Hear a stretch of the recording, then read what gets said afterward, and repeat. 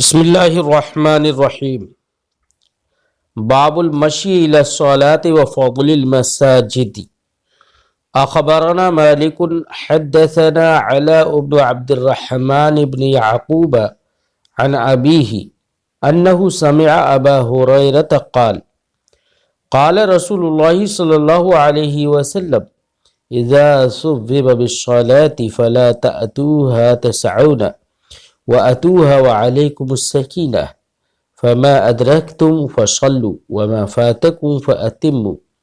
فَإِنَّ أَحَدَكُمْ فِي صَلَاةٍ مَا كَانَ يَعْمَدُ إِلَى الصَّلَاةِ۔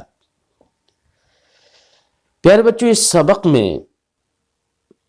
امام محمد رضی اللہ تعالی عنہ امام مالک کی روایت سے وہ روایتیں پیش کریں گے، وہ احادیث پیش کریں گے جن سے چند باتیں سمجھ میں آئیں گی۔ خلاصہ باب یہ ہے کہ اس باب میں مسجد کی فضیلت بھی سمجھ میں آئے گی، مسجد کی طرف جانے کی فضیلت اور ثواب بھی سمجھ میں آئے گا، یہ بھی سمجھ میں آئے گا کہ مسجد کے لیے مسجد کی جماعت میں شریک ہونے کے لیے انسان کو دوڑنا نہیں چاہیے۔ اس باب میں یہ بھی سمجھ میں آئے گا کہ اگر کوئی شخص اس طور سے تیز چلتا ہے کہ اس کی سانس نہ پھول لے تو ایسی صورت میں ایسا تیز چلنا جماعت میں شریک ہونے کے لیے یہ صحیح ہے۔ ہاں، اتنا تیز دوڑنا کہ جس سے سانس پھولنے لگے یہ ممنوع ہے۔ اس باب میں یہ بھی سمجھ میں آئے گا کہ مسجد میں جانے کا مقصد علم دین کا حصول ہو، کچھ سیکھنا ہو، سکھانا ہو، کیونکہ یہ مقصد لے کر آنے جانے والا شخص اللہ کے نزدیک اللہ کی راہ میں رہتا ہے، جہاد کرنے والے کی طرح وہ شخص ہے کہ جو جہاد کرنے والا شخص جہاد کرنے گیا ہو اللہ کی راہ میں اور وہ کامیاب ہو کر، ظفریاب ہو کر مال غنیمت لے کر لوٹا ہو۔ بالکل اسی کی طرح سرکار نے فرمایا یہ شخص جو کہ مسجد میں رہتا ہے اور مسجد میں جاتا ہے علم دین حاصل کرنے کے لیے، تو یہ شخص بھی اس مجاہد کی طرح ہے۔ رسول کریم صلی اللہ علیہ وسلم کا ارشاد گرامی ہے، خیرکم من تعلم القرآن وعلمہ، تم میں سب سے بہتر وہ شخص ہے جو قرآن سیکھے اور سکھائے۔ قرآن سیکھنے اور سکھانے سے مراد یہی نہیں ہے کہ صرف کلمات سکھا دے، پڑھنا سیکھ لے، پڑھنا سکھا دے، بلکہ اس کے معانی اور مفاہیم بھی سمجھے، یہ مراد ہے۔ تو یہ ساری باتیں ہم اس باب میں سمجھیں گے، پڑھیں گے، باقی تفصیل انشاءاللہ ہم کلمات پڑھنے کے ساتھ ساتھ کریں گے۔ چلتے کلمات پڑھتے ہیں، احادیث پڑھتے ہیں۔ باب المشی الی الصلاة وفضل المساجد۔ مشی کا معنی ہوتا ہے قدموں پر چلنا، یعنی پیدل چلنا، اور مساجد کے لیے پیدل چلنا یہ سوار ہونے سے افضل ہے۔ لیکن یہاں پر مشی سے مراد پیدل چلنا نہیں ہے، مطلقاً مساجد کی طرف آنا مراد ہے، چاہے پیدل آئے اور چاہے سوار ہو کر آئے۔ کیونکہ بہت ساری روایتوں میں، جیسے کہ سنن ابی داؤد کی روایت باب ما جاء فی فضل المشی الی الصلاۃ، اس میں یہ ہے کہ مسجد کی طرف پیدل چل کر جائے گا تو کثرت مشی کی وجہ سے، بہت مطلب زیادہ قدم پڑنے کی وجہ سے، مسافت کی زیادتی کی وجہ سے اس کو افضل قرار دیا گیا۔ اور بہت ساری روایتوں میں اتیان کا بھی لفظ موجود ہے کہ جب، تو یہاں پر مشی سے مراد عام ہے، اتیان الی المساجد مراد ہے چاہے پیدل چل کر آئے اور چاہے سوار ہو کر آئے، لیکن مسجدوں کے لیے پیدل چلنا یہ افضل ہے۔ باب المشی الی الصلاۃ و فضل المساجد، نماز کی طرف جانے کا بیان اور مساجد کی فضیلت کا بیان۔ اخبرنا مالک حدثنا علاء بن عبد الرحمن بن یعقوب عن ابیہ انہ سمع ابا ہریرہ قال، ہمیں خبر دی امام مالک نے، وہ فرماتے ہیں ہم سے حدیث بیان کیا علاء ابن عبد الرحمن ابن یعقوب نے، وہ روایت کرتے اپنے والد یعقوب سے، انہ سمع ابا ہریرہ کہ انہوں نے حضرت ابو ہریرہ رضی اللہ تعالی عنہ کو کہتے ہوئے سنا، قال رسول اللہ صلی اللہ علیہ وسلم کے سرکار نے ارشاد فرمائے، اذا صبب بالصلاة فلا تأتوها تسعون وأتوها وعلیکم بالسکینہ، کہ سرکار نے ارشاد فرمایا کہ اذا صبب بالصلاة، جب نماز کے لیے اقامت کہہ دی جائے، صبب بمعنی اقیمہ، اور حضرت ابو ہریرہ رضی اللہ تعالی عنہ کی روایت میں ہے، یہ الفاظ ہیں کہ اذا اقیمت الصلاۃ، تو اذا اقیمت الصلاۃ والی روایت تعین کر دیتی ہے کہ یہاں اذا صببہ سے مراد اقیمہ ہے، اقامت مراد ہے، اگرچہ تصویب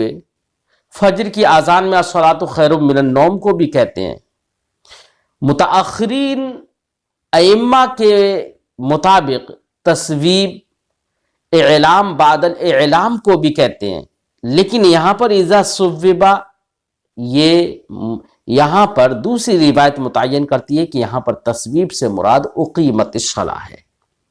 یعنی جب اقامت نماز کہہ دی جائے، نماز کی اقامت کہہ دی جائے، تو کیا اذا صبب بالصلاۃ، جب نماز کی اقامت کہہ دی جائے، فلا تأتوها تسعون، تو دوڑتے ہوئے مت آؤ، تو یہاں پر اقامت کہہ دی جائے تو دوڑتے ہوئے مت آؤ، اگر اقامت نہ کہی جائے تو کیا دوڑتے ہوئے آ سکتا ہے؟ کیا دوڑنا صحیح ہے؟ تو اس تعلق سے یہاں پر علماء کرام کے 3 اقوال ہیں۔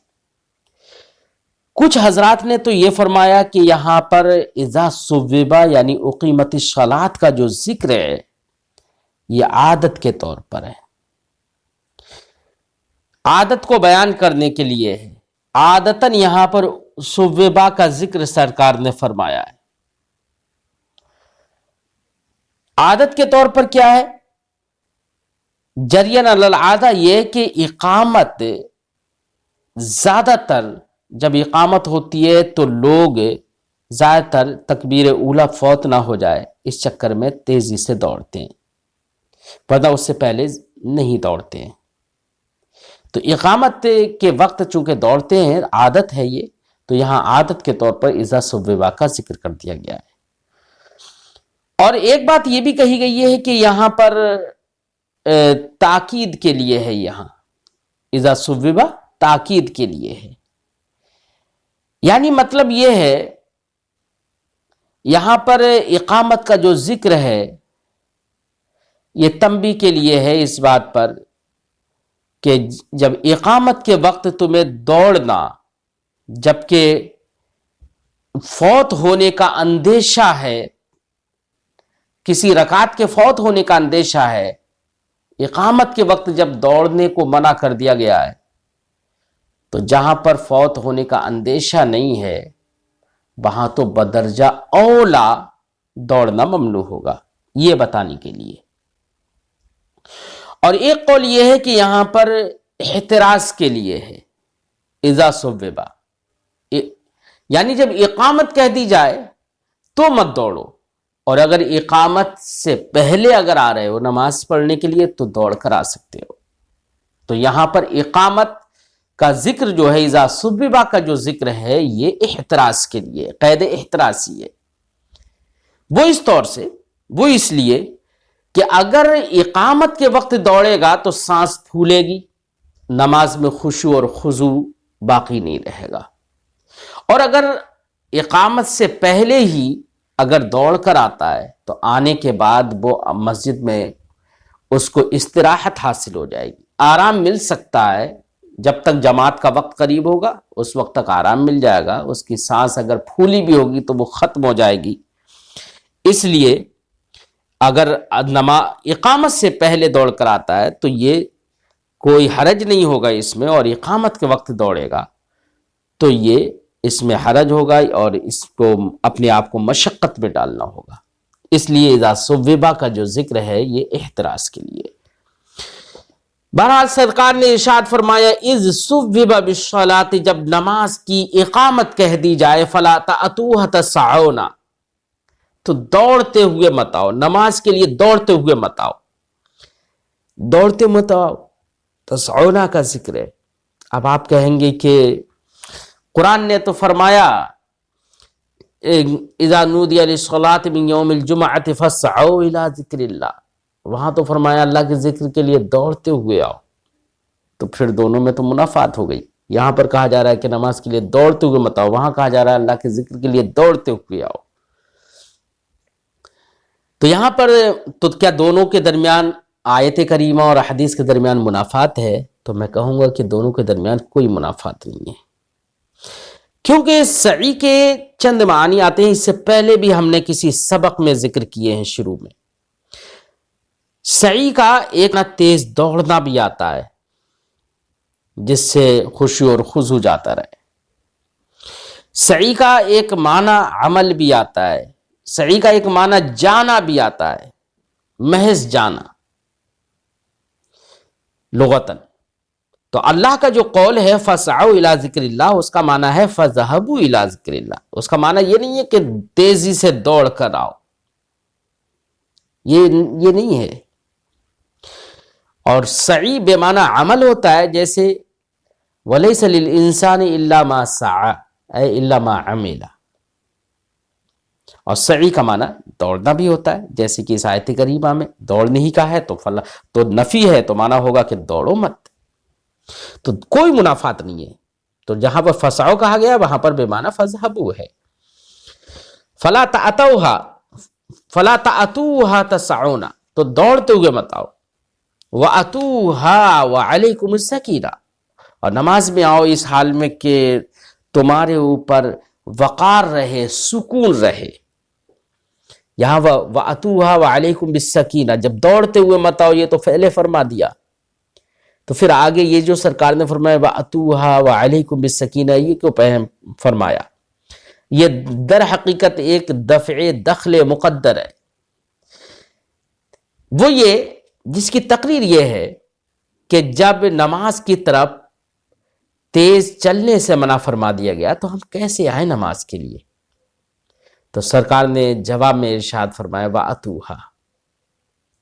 یعنی ایسے آؤ، آرام سے آؤ، سکون کے ساتھ آؤ کہ تمہارے اوپر وقار رہے، سکینہ رہے، سکون رہے، دل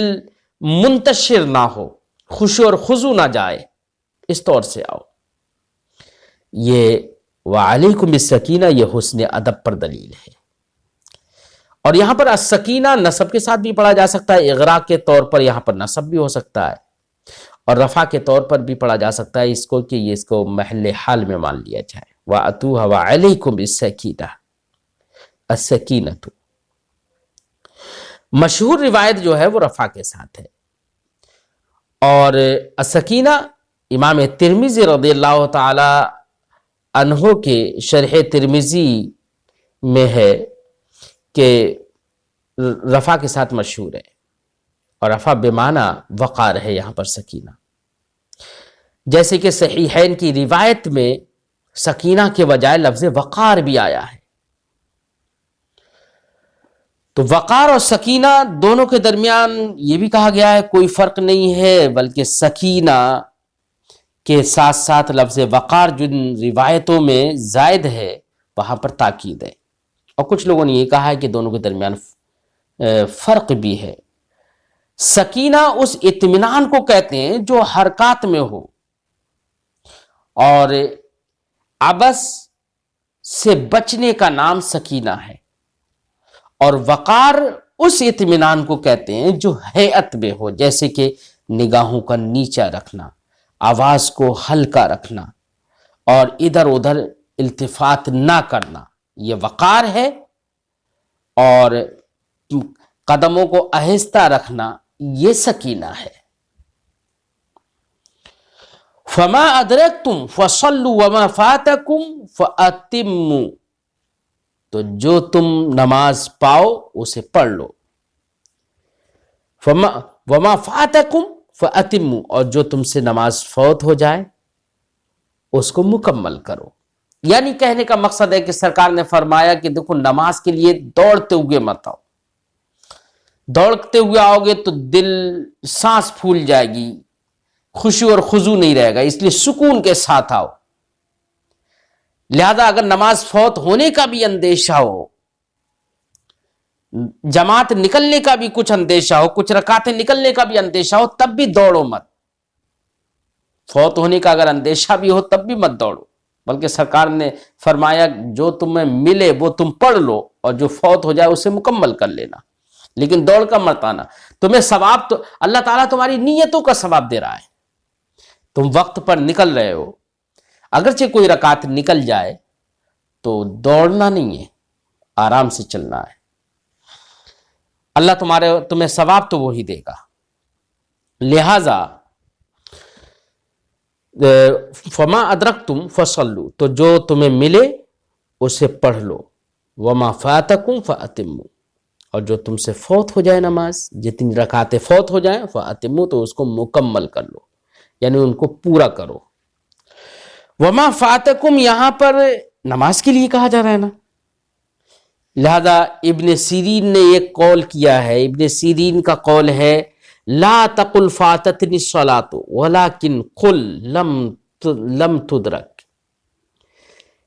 ابن سیرین کا قول ہے کہ یہ مت کہو فاتتنی الصلاۃ، نماز مجھ سے فوت ہو گئی، نماز مجھ سے چھوٹ گئی،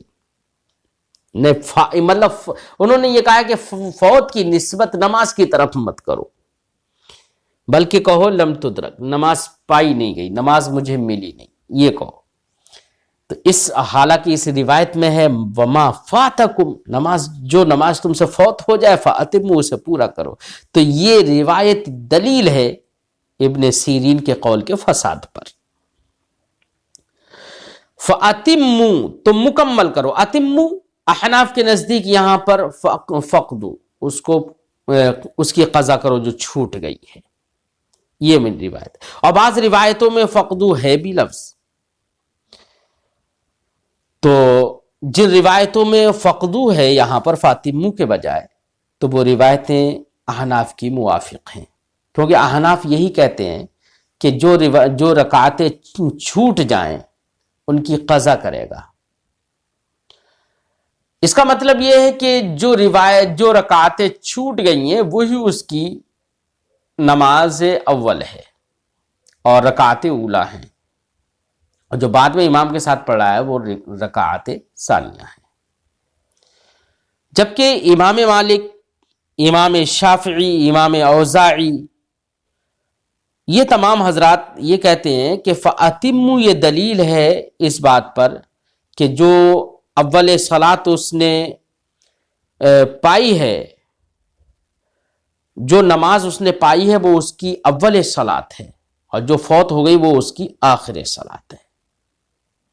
جی، تو اتمو کہہ رہے ہیں کہ یہ دلیل ہے۔ ہم کہیں گے کہ یہاں اتمو بمعنی فقدو ہے، اس کی قضا کرو۔ تو جو اول نماز جو نکل چکی ہے اس کی، وہی اس کی اول نماز ہے اور اس کی وہ قضا کرے گا۔ فقدو جو فرمایا گیا ہے، تو فقدو میں جو قضا ہے یہ تقاضا کرتا ہے اس بات کا کہ قضا تو فائت کی ہوتی ہے، اور فائت تو اس کا مطلب اول نماز وہی فوت شدہ ہے۔ اور یہاں پر اتمو جو ہے یہ اتمام بمعنی ادا ما سبقہ ہے، جو گزر چکا اس کی ادا کرنا۔ یہ مراد ہے۔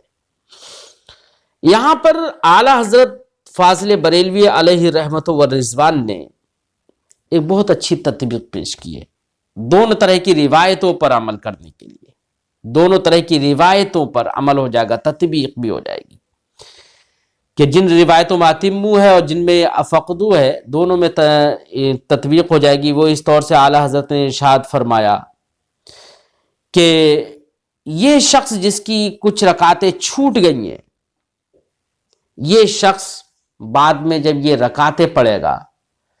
تو یہ اس کی اول صلات ہوں گی حق قرات میں، کہ ان میں قرات کرے گا، کیونکہ قرات والی رکعتیں چھوٹ گئی، ان میں قرات کرے گا تو قرات کے حق میں یہ اس کی اول صلات ہوگی، اور تشہد کے حق میں یہ اس کی آخر صلات ہوگی۔ اعلیٰ حضرت علیہ رحمت و رضوان نے فتاوی رضویہ میں یہ صورت بیان کی ہے، اور اس کو اپنانے کے بعد دونوں طرح کی روایتوں پر عمل ہو جائے گا۔ نبی نے فرمایا فما ادرکتم فصلوا، تو جو تمہیں ملے وہ اسے پڑھ لو، وما فاتکم فاتموا، جو تم سے چھوٹ جائے اسے مکمل کر لو۔ فإن أحدكم فی صلاة ما كان يعمد إلى الصلاة، تم میں سے کوئی بھی نماز ہی میں رہتا ہے جب تک کہ نماز کا قصد کر کے وہاں پر رہے، نماز ہی میں رہتا ہے، یعنی اگر بیٹھا بھی ہے نماز کے لیے گیا،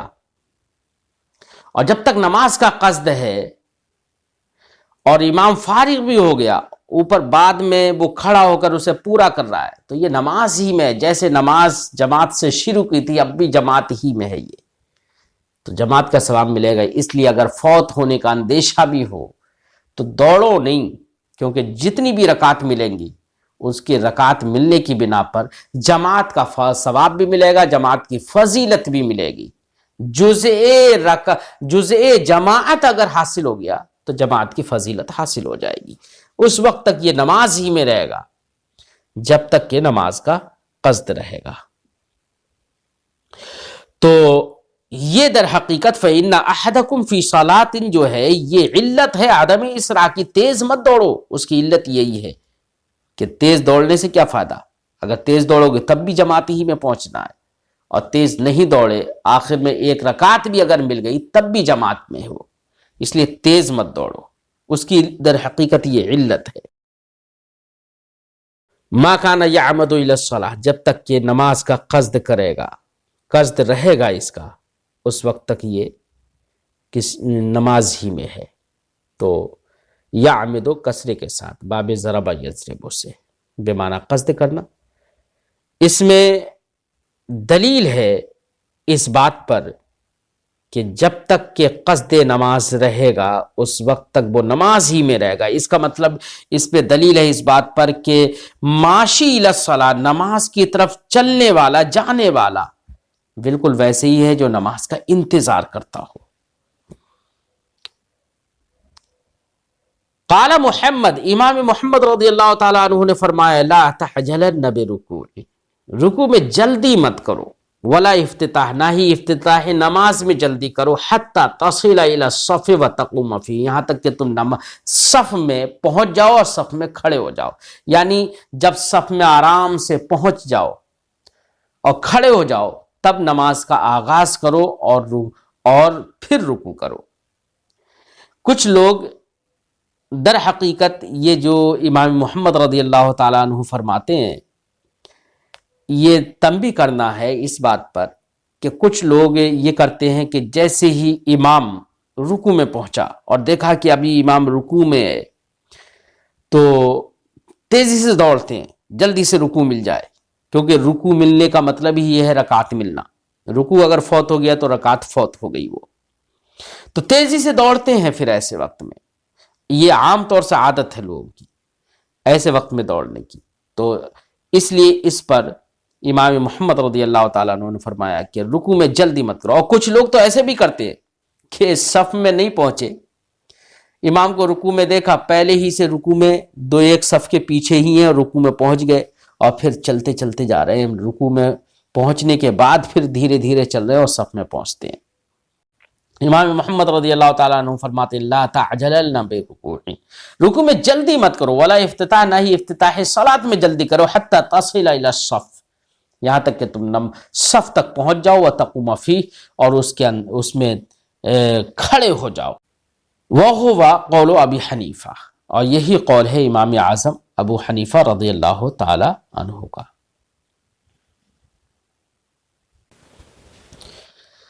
اخبرنا مالک حدثنا نافع،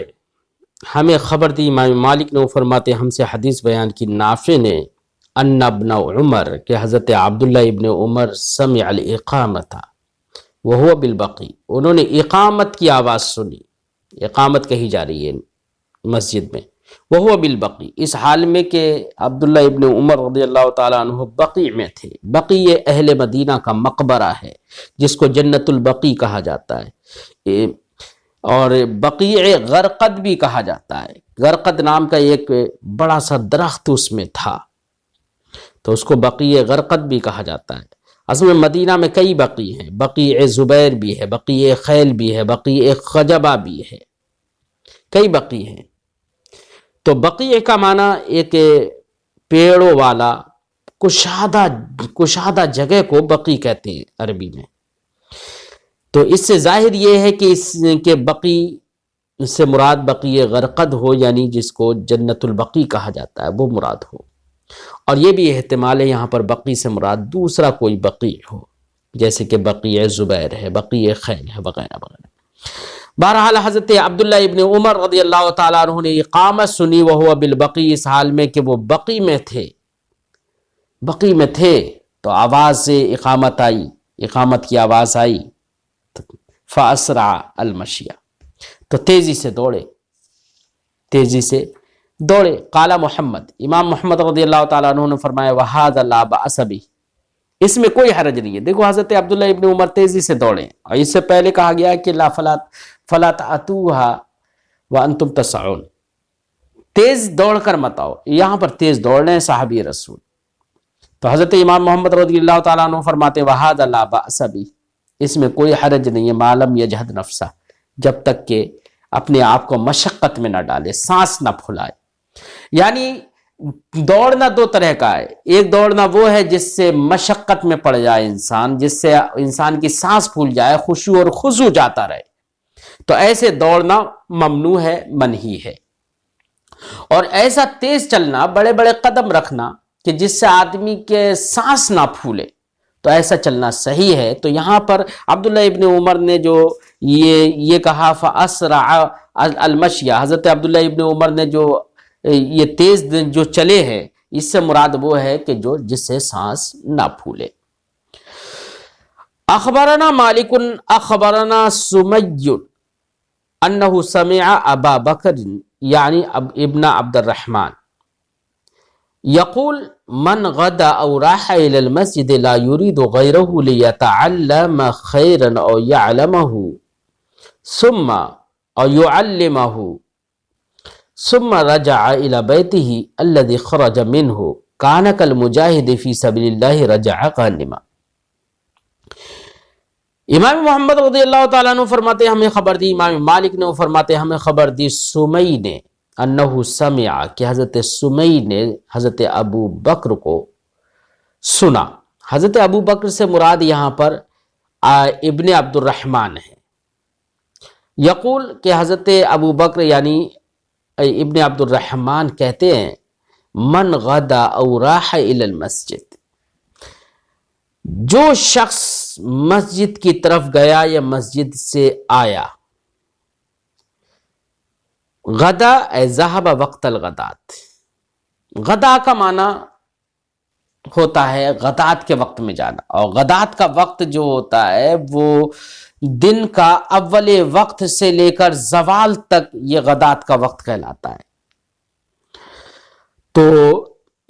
اور یہ بھی کہا گیا ہے طلوع فجر صادق سے لے کر طلوع آفتاب تک کا جو وقت ہے وہ غدات کہلاتا ہے۔ اور راح یا روح روحن اس کا معنی ہوتا ہے بعد زوال جانا، تو معنی ہوگا من غدا او راح الی المسجد، اسی لیے کہا جاتا ہے غدا صبح میں نکلنے کو کہتے ہیں اور راحہ شام میں نکلنے کو کہتے ہیں۔ من غدا او راح الی المسجد، جو شخص صبح میں مسجد کی طرف گیا اور راح الی المسجد یا مسجد کی طرف بعد زوال گیا، لا یرید غیرہ، یعنی مطلب یہ ہے کہ صبح و شام میں لیل و نہار میں کسی وقت بھی مسجد کی طرف جائے، لا یرید غیرہ، مسجد کے علاوہ جب نکلے تو نکلنے کے وقت مسجد کے علاوہ کسی اور جگہ جانے کا قصد نہ ہو، تو لا یرید غیرہ بھی فرما رہے ہیں، غیر کا قصد نہ کرے۔ اس کا مطلب یہ ہے کہ کوئی شخص مسجد کی طرف تو نکل رہا ہے لیکن قصد ہے کسی اور کام کا، مسجد میں جانے کا نہیں ہے لیکن مسجد کی طرف تو جا رہا ہے، لیکن قصد مسجد کا نہیں ہے، نماز کا قصد نہیں ہے، علم حاصل کرنے کا قصد نہیں ہے، تو اس کو یہ ثواب نہیں ملے گا۔ ثواب اسی وقت نکلنے کا اور کثرت خطا کا ملے گا، زیادہ قدم پڑھنے کا اسی وقت ثواب ملے گا، اور آنے والی فضیلت اس کو تبھی حاصل ہوگی جبکہ مسجد کا قصد کر کے نکلے، علم حاصل کرنے کے قصد سے نکلے۔ اس لیے فرماتا لا یرید غیرہ، غیر کا قصد نہ کرے۔ لیتعلم خیرا، کیوں نکلے؟ اس لیے نکلے تاکہ بھلائی سیکھے، اور یعلمہ، یا سکھائے۔ ثم رجع، پھر لوٹ کر آئے مسجد سے، الی بیتہ، اپنے گھر کی طرف۔ پہلے مسجد کی طرف نکلے، پھر اسی گھر کی طرف لوٹ کر آئے جس گھر پہ الذی خرج منہ، جس گھر سے وہ نکلا تھا، اسی گھر کی طرف پھر لوٹ کر آئے۔ تو جتنا بھی وقت لگے جانے میں، آنے میں، اور جانے آنے کے بیچ میں مسجد میں علم حاصل کرنے اور کرانے میں جتنا بھی وقت لگے، کان کالمجاہد فی سبیل اللہ، تو یہ پورے وقت میں اللہ کی راہ میں جہاد کرنے والے شخص کی طرح، غازی کی طرح ہوگا۔ رجع غانما، جو غازی ظفر یاب ہو کر غنیمت لے کر لوٹا ہو، سب کچھ حاصل کر کے لوٹا ہو، ثواب بھی اسے ملا ہے، اللہ کی راہ میں جہاد کیا، ثواب بھی ملا اور مال غنیمت بھی حاصل ہوا، دین اور دنیا دونوں کا اس کا فائدہ ہوا ہے۔ ویسے اسی مجاہد کی طرح ہے یہ شخص ثواب میں۔ تو یہاں پر سرکار نے ایسے شخص کو ثواب میں تشبیہ دی ہے اور درجے میں رکھا ہے مجاہد کے، حکمن مجاہد کی طرح ہو گیا یہ شخص۔ یعنی اس سے مسجد کی فضیلت بتانا مقصد ہے کہ مسجد کی طرف، مسجد کا قصد کر کے آدمی نکلے گا تو اس کو کیا فضیلتیں حاصل ہوگی، کتنا ثواب حاصل ہوگا۔ تو اس جگہ سرکار نے فرمایا رجع غانما، وہ شخص اس مجاہد کی طرح ہوگا جو غنیمت لے کر لوٹے۔ علامہ ابن عبد البر نے یہاں پر فرمایا کہ رجع غانما، اتنا ثواب بیان کیا جا رہا ہے یہاں پر، اللہ کی راہ میں مجاہد کی طرح، اللہ کی راہ میں جو جہاد کرنے والا ہو اس کی طرح ہوگا ثواب میں۔ تو ثواب کا ادراک یہ رائے سے تو ہو نہیں سکتا، اجتہاد سے تو ہو نہیں سکتا، تو اس سے یقین ہو جاتا ہے اس بات پر، کیونکہ یہ تو غیبی بات ہے کہ ثواب کتنا ملے گا، کتنا اس کو فضیلتیں ملیں گی، یہ تو غیبی بات ہے۔ اللہ کے حکم، اللہ کے بتائے، اللہ کے امر کے بغیر یہ معلوم نہیں ہو سکتا۔ تو اس سے یہ معلوم ہوتا ہے کہ یہ رائے سے تو معلوم نہیں ہو سکتا، بلکہ حضرت ابو بکر نے، حضرت ابن عبد الرحمن نے یہ جو بات کہی ہے یہ سرکار سے سن کر کہی ہوگی۔ اس لیے یہ حدیث حکمن تو لفظاً تو یہاں پر حدیث موقوف ہے، لیکن حکمن یہ مرفوع ہے۔ امام طبرانی رضی اللہ تعالی عنہ نے حضرت سہل ابن سعد اور حضرت ابو امامہ سے مرفوعاً بھی حدیث کی تخریج کی ہے، لیکن حضرت ابو امامہ کی جو حدیث ہے جو امام طبرانی نے ذکر کیا اس میں کل مجاہد لفظ نہیں ہے، لیس فیہ، اس کے اندر المجاہد کا لفظ نہیں ہے، بلکہ اس کے الفاظ ہے کانا کا اجر حاج تامن حجتن، اس حاجی کی طرح ہوگا یہ شخص، اس شخص کا اجر اس حاجی کی طرح ہوگا جو اپنا حج مکمل کرتا ہے۔ حضرت علامہ امام بغوی رضی اللہ تعالیٰ عنہ نے مشکات المصابیح میں روایت جو ذکر کی وہ حضرت ابو ہریرہ رضی اللہ تعالیٰ عنہ سے مروی ہے۔ اس روایت میں یہ ہے وَمَنْ جَاءَ لِغَيْرِ ذَلِكَ فَهُوَ بِمَنْزِلَةِ الرَّجُلِ يَنْظُرُ إِلَى مَتَاعِ غَيْرِهِ، اور جو شخص علم حاصل کرنے کے لیے نہیں، خیر حاصل کرنے کے لیے، سکھانے کے لیے نہیں، بلکہ کسی اور کام کے لیے آیا مسجد، فَهُوَ بِمَنزِلَةِ الرَّجُلِ، تو وہ شخص اس آدمی کے درجے میں ہے جو دوسرے کے سامان کی طرف دیکھتا ہو۔ اب مسجد میں گیا، اب خود سے علم حاصل کرنا نہیں ہے مقصد، خود سے خیر حاصل کرنا مقصد نہیں ہے، نماز پڑھنا مقصد نہیں ہے، مسجد میں جا رہا ہے تو وہاں تو لوگ بھلائی حاصل کرنے والے ہیں، تو دوسرے کے سامان کی طرف نظر رکھنے والا چور آدمی جو دوسرے کے سامان پر نظر رکھے، اس شخص کی طرح سرکار نے اس شخص کو بیان کیا اور فرمایا کہ جب اس کا مقصد خیر ہے ہی نہیں تو یہ تو اس آدمی کی طرح ہے جو دوسرے کے سامان پر نظر رکھتا ہو۔ تو اس حدیث پاک میں یہ بھی فرمایا، اس روایت میں یہ بھی ہے کہ لِيَتَعَلَّمَ خَيْرًا، یہاں پر خیر جو ہے نا یہ بہت ساری انواع کو شامل ہے، مثلا نماز ہے، علم ہے، تو یہاں پر نماز پڑھنے کے قصد سے اگر کوئی گیا یا علم حاصل کرنے کے قصد سے گیا، یا بعد میں کہا گیا اور یعلمہ، یا خیر سکھانے کے لیے گیا، نماز سکھانے کے لیے کسی کو گیا، تقریر کرنے گیا، یا تعلیم ہی چاہے بچوں کو دینے گیا، چاہے پارا پڑھانے گیا، یہ سب باتیں سمجھ میں آتی ہیں کہ حدیث پاک سے یہ سب باتیں جائز ہیں۔ اس روایت سے بالکل ظاہری طور پر یہ بات معلوم ہو جاتی ہے کہ مسجد میں تدریس یہ جائز ہے، چاہے وہ تدریس نماز کی ہو، چاہے تدریس قرآن کی ہو، چاہے دیگر مسائل شرعیہ کی تدریس ہو، چھوٹے بچوں کو پڑھانا ہو یا بڑے بچوں کو پڑھانا ہو،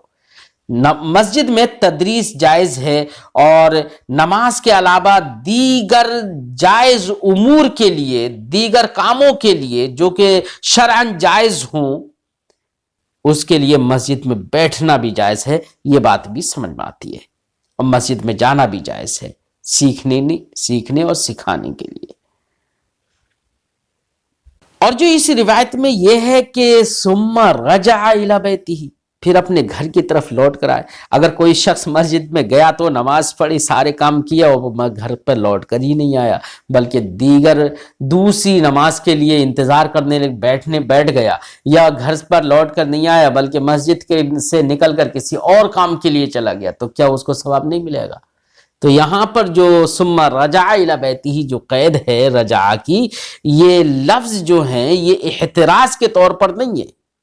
بلکہ یہ عادت کے طور پر ہے، کہ آدمی نماز پڑھنے جاتا ہے تو عادت یہ ہے کہ لوٹ کر گھر آتا ہے، تو یہ عادت کے طور پر ذکر کیا ہے۔ تو اب ایسا مراد نہیں ہے کہ گھر پر لوٹ کر نہیں آئے تو ثواب نہیں ملے گا، اتنا مجاہد کی طرح نہیں رہے گا،